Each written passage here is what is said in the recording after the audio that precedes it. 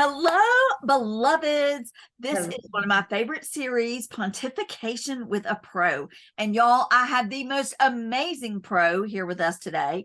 Her background alone is absolutely phenomenal. And then what she has done with her background to come into today and all the different various services that she offers, she is amazing. And so I am delighted to introduce Jeanne Fain to our beloved Patreon community. And so I'm going to turn it over to you, Jeanne, and just if you would just introduce yourself to our community and just a broad overview of what you're doing right now. Absolutely. Well, I'm Jeanne Fain. I am the owner and founder of Real Life GPA. And just like you, Dr. Roz, we have our acronyms. Yours is GRIT, I believe. Yes. One Yes. of them. And Yes. so my Real Life GPA, we are all so concerned with our academic GPAs and all of that, and we get focused on that, but we forget about what's our life skills GPA, and Love it's it. about goals, plans, and action. Woo! And it can be done with anybody, whether you're in school, out of school, you're in college, out of college, just in life in general, later in life. It's important to develop those life skills and start developing them from an early age. So thank you, Dr. Roz, for all your energy, for what you do, and for having me here today. Absolutely. I have been really, really looking forward to this and really excited to dive right in. So I know that you have what you would call 5 areas of places where you put your focus. And you have said if a young person, and I'll let you define your age range of young person, if a young person is faltering, it's going to be in one of these 5 areas. So can you give us an overview? Absolutely. So when we begin working with students, middle school on up, Okay. and typically our typical client falls within that 16 to 24-year-old age range, but we have people in their 30s, 40s. I had a client who was 59 years old, and for various reasons, we end up in circumstances that we're in and trying to get unstuck and find a path out of it. And in working with younger students, it is wonderful to work with their families, because families need to feel empowered that you can create these life skills on their own. Okay. You don't have to have an individual coach. I've spent years doing one-on-one coaching. I have a team of coaches, but my mission is to show parents that this can be done within the home. It's always easy, and it comes with resistance. It's pushing people out of their comfort zone. And I don't mean shoving them, but gently guiding them and keeping them moving forward. And that sometimes is hard in the crazy world that we live in, and you have multiple kids, or we're working and we're trying to balance so many things that we forget to have that intentionality when we are teaching and coaching our kids. Sometimes parents will say, oh, I wish the schools would teach this. And then teachers or administrators say, I wish they teach this more at home. Exactly. Yes. Nobody's teaching it. So intentionally. So I'm not saying it's not ever done, and we are all doing it in our way, but this is a very intentional approach. And you referred to the 5 areas. I call them points. They are, anytime we are working with clients, whatever the challenges are, they always fall into one of 5 buckets. The first one we refer to as student or career success. So depending on age, you may be already out of college or on a path in a career, or you may be in middle school, high school, college, trade school, wherever you may be. And we focus in that area with many different areas of that: executive functioning, or organization, study skills, career path exploration. I mean, there's a lot of different ways we can assist clients. Another area is financial, which I know is near and dear to your heart. Yes. I've helped many a student, not to the level of that you've done and deep dive into debt-free college, but we work with them on learning to budget. What is a budget? Understanding needs versus wants, understanding the finite value of money. If you haven't been taught that, and we tend to want to take care of our kids and not see them uncomfortable. That's hard, because we want them to be comfortable. We want them to be happy, but sometimes it overshadows what the skills they need to be learning. And then we can shower them with lots of things when they become independent and understand the value of independence. We also work, bucket number 3 is health and well-being. You know, Wow. being safe, being mentally healthy, using the resources around you, acknowledging that you might need assistance in some areas. You know, we are not licensed therapists, but we do a lot of the work. If somebody is in therapy and they come out of it, we're that hands-on action steps that, you know, to keep things moving forward. So you could go back to your therapist and report out. Right.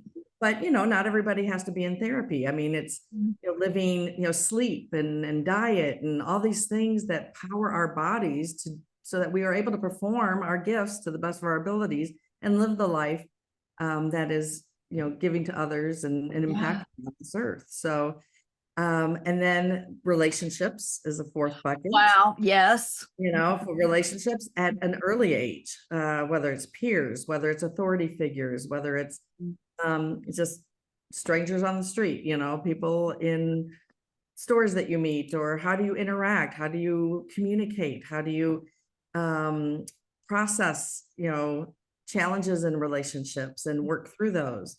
And then the 5th and final one is basic life skills. We've even had students down to the nitty gritty of, I don't know how to do laundry. I don't know how to fold clothes. Wow. And you would think, you know, you're an Yeah. engineering student. I don't understand how you can't fold clothes, but, you know, and they're sitting there in that big pile, you know, and they Right. don't want fold clothes, and we walk them through that. So a lot of times you get people to say, you know, how can somebody not know how to do that? Well, the reality is, for whatever reason, they're stuck or they Right. haven't learned the process of Yes. developing good habits, routines, knowledge, whatever it might be. And if it's impacting them, it's impacting them. And so it doesn't matter where it is. This is a no judgment zone. We take where you are and help you get to where you want to be. One of the things I love, love, love, I mean, all those 5 buckets, I mean, I literally, this interview, y'all, could be 3 hours. I assure you it won't be, but it literally could be, because I just adore this woman. When I hear you talk about those 5 different areas, so much of it depends upon someone having the issue, then recognizing they have the issue, then looking for help, and then finding you. And so how do you, what does that process look like for you? If you've got somebody that's unaware, how do you, like, let's take the example of the engineer who didn't know how to fold clothes. Like, what does that customer pathway look like to make this person, and I'm going to just show my bias, I'm assuming it's a him, but I don't know that. This particular one was a him. Okay. So and what does that look like for him? How did he find you? What were his pain points? What did all that process look like? And clearly his pain points were more than just laundry. The pain points were getting somewhere on time, losing a scholarship based on not, you know, showing up to a class on time. And that was important to that particular teacher, and disagreeing with that. But ultimately you still lost a scholarship. You still were not able to perform to the grades of which you are capable of doing, very bright. And then, you know, the laundry was another component. So, you know, we look at the circumstances and we acknowledge the circumstances. Okay. So, again, with no judgment, for whatever reason they are here, and we do some mindset work about what life could look like if they had this or had that. What do consequences look like? Consequences is not a bad, dirty punishment word, but it's a result. It's a result that adds stress. So they clearly bring these things up as though it's part of stress, and they'd wish somebody had taught them, or for whatever reason, they don't have the self-efficacy or the confidence to think, I can figure this out. And I'll show them, I take them through the path of, you know, how do you break it down? And how do you approach it so that you are getting even small wins in the beginning? And we help get you unstuck. Okay. So it's not okay to say, okay, I guess I'll just never be able to fold laundry, or I guess I'll never be able to get a degree because I don't know how to study, or I can't have struggle learning, or I can't get up on time and get somewhere on time. No, these are all things that with the right mindset, Mhm. the ability to want to change. Like, we can't make anybody change. That's Mhm. only has to come from within. But if you want the help, we can help get you there. And we celebrate with them. So it's breaking it down, making it manageable, but helping them see that anything is a process. And Mhm. Mhm. oftentimes individuals, the human mindset, struggles with committing to the process. We want things instantly. I want Mm. clothes folded. I don't want to have to deal with the time or the energy or the struggles or the challenges, because it's not fun. It's not always fun. Mhm. But when you are not paying attention to these situations, they pile up. It creates anxiety, it creates depression, it creates loss of jobs, loss of scholarships, loss of what have you. Mhm. Again, it's not about the clothes and not being folded. It's Right. about bigger issues. Yes. And understanding that we've all been there to some degree. Mm. Everybody comes from a different path. How did we get there? We unpack that a little bit. And, what are things that you can do? What are tools you can use? We try different things, but they have support. We coach in everything, sports, the arts, you name it, academics, we'll get tutors, we'll get this. This is about life. Okay. Mhm. And Mhm. understanding that anything that's put in front of me, that I will have the confidence that I can break it down, problem solve, establish a process, and get to the end. Yeah. And when I get stuck, how do I ask for help? When do Yes. I acknowledge I need help? Yes. But really on the front end, it's the acknowledgement and Yeah. the willingness to say, I want to do better. Exactly.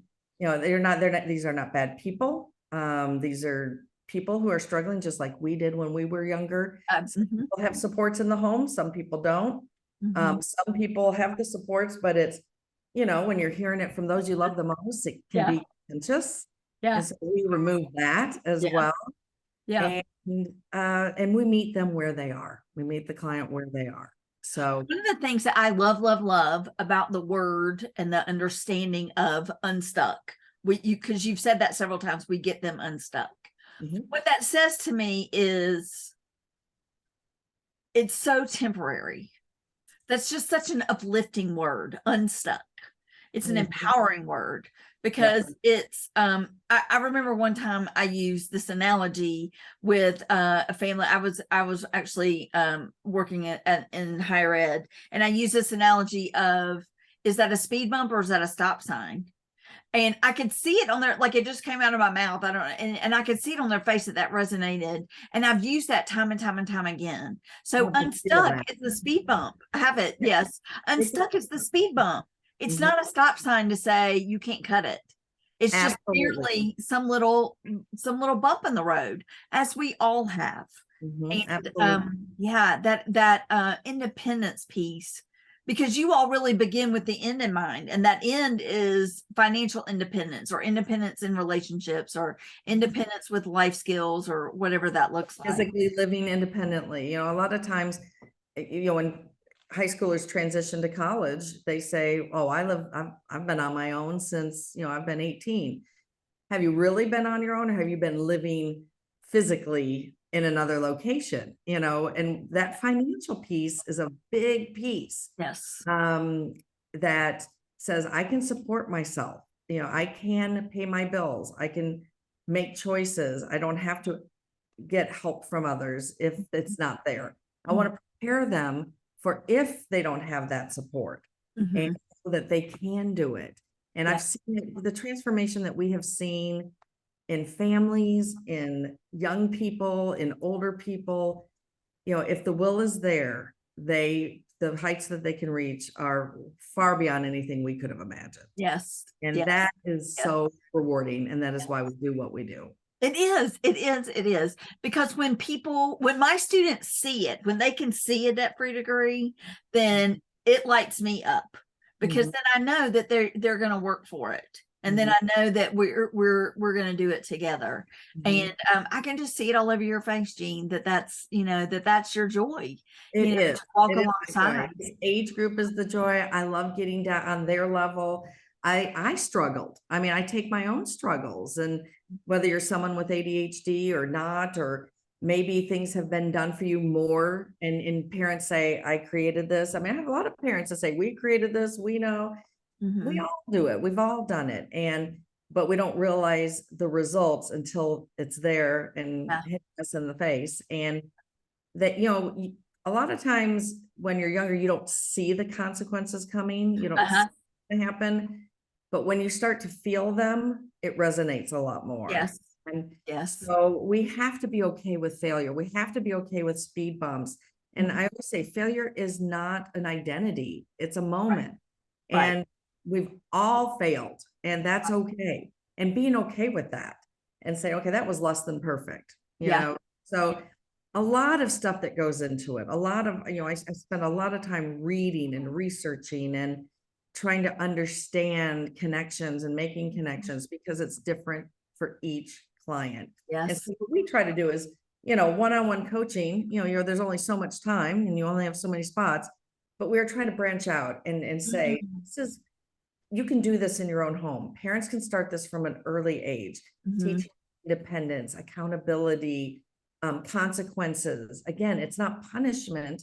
It's here's the result of this. How does that feel? And not covering it for them, helping them to be okay with feeling a little bit of the result. And we want to sweep in and take care of it. I know I've been there, I've done it. I have a child with autism, and she, I want to take care of her, but I'm not always going to be here. And so I need to make sure she's going to be okay when I'm not here. And I got to get her as far as I can. And then the rest, some, there's a lot of stuff going on, a lot of anxiety, a lot of mental health issues, a lot of depression, life is hard. Yeah. Well, and I'm thinking about your engineering. Oh, I'm sorry. Go ahead. No, go. I was thinking about your engineering student, because I was thinking about, so essentially it one of the roots, which was probably also a symptom, was not being able to be somewhere on time. But then if you look at, like the line, if he had been on time, then he would have had the professor's approval, and then he would have learned all the things, and then he would have kept the scholarship, and then he would have, and this line, this trajectory, is an upward curve. Whereas not being on time was this domino effect that had lasting implications down to losing a whole scholarship. I mean, he could have even lost networking opportunities that this professor would have or provided or whatever. And so it's things that we don't even anticipate fully, so it's like, I don't feel like going to class today. Well, then that snowballs into, I no longer have the scholarship. And then that's right. Absolutely. And so, there's a lot that goes in that. Again, I could talk to you for days and days and days and days.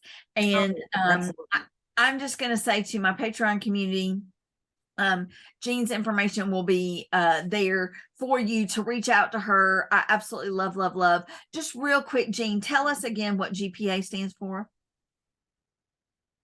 Goals, plans, action.